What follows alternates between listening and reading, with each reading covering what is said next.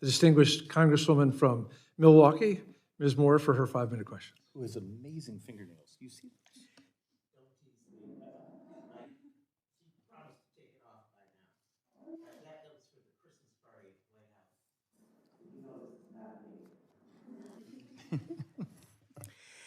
Thank you so much. You know, I was thinking back to and Mr. Barry, you'll appreciate this, you know, my obsession with language and foreign languages and trying to learn them and failing miserably. And sort of the use of kind of superlatives like all and across the board. I think that's where I'm starting to have some problems when I read the very complicated material and I thank all of our very distinguished guests. And I guess where I want to start, maybe Mr. Ferry, I'll start with you since you're sitting right there and you just finished testifying and really claimed such great, you seem to be very fond of the thought of tariffs.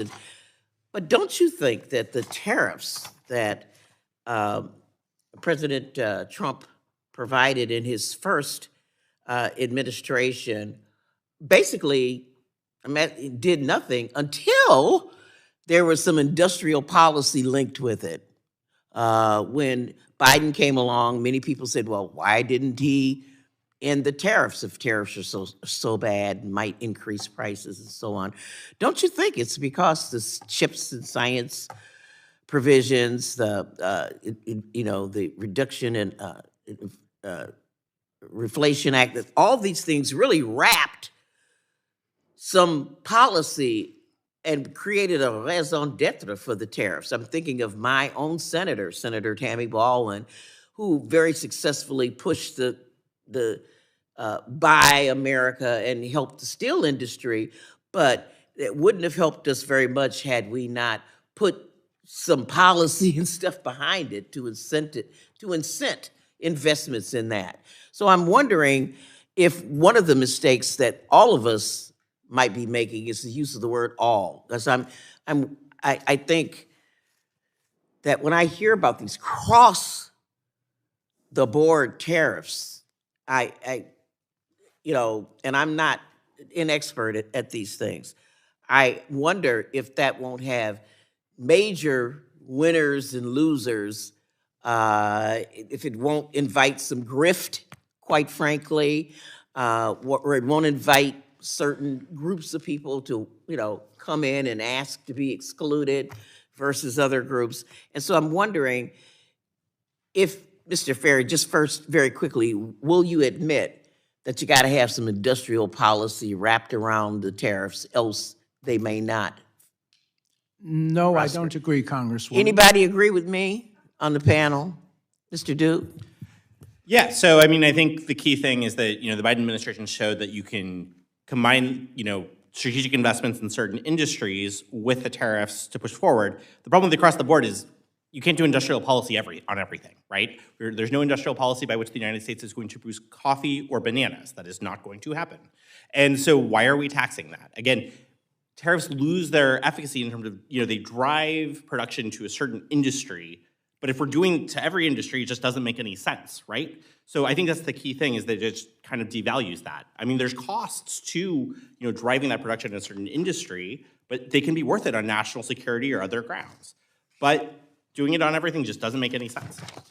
Can I explain a little bit my answer, Congresswoman? I think we saw very clearly that tariffs on their own benefited many industries. The U.S. ITC study showed that out of 12 industries they studied, including steel, production increased in all of those 12 industries, and that involved more jobs. They did not study washing machines, which is one of the best examples of success.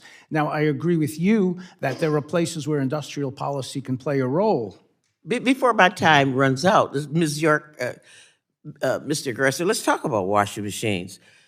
Won't we have, and my time expired, won't we have the makers of dryers just automatically raising their prices because they can? I mean, yes, that's what we observed with the tariffs. The price of washers and dryers both went up by about $90 each, and that led to billions in added costs for consumers. And if you look at the billions in added costs per job saved, it's extremely wasteful. We're paying a lot more than the people in those jobs are earning. And I would say on the US ITC report, they did find production would increase in protected industries, but that came at a cost to downstream industries like construction, like equipment manufacturers, who then had to pay higher costs for their inputs. Yes, if I could add just a bit. In terms of home appliances, probably advantage some and disadvantage others, but we have fewer people making home appliances now than we did before the tariffs.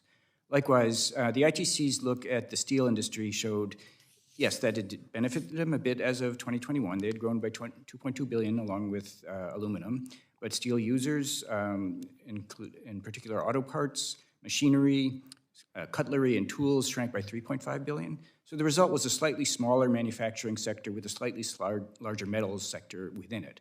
And you always have to count who is the losers as well as the winners when you're assessing a policy. My time has expired.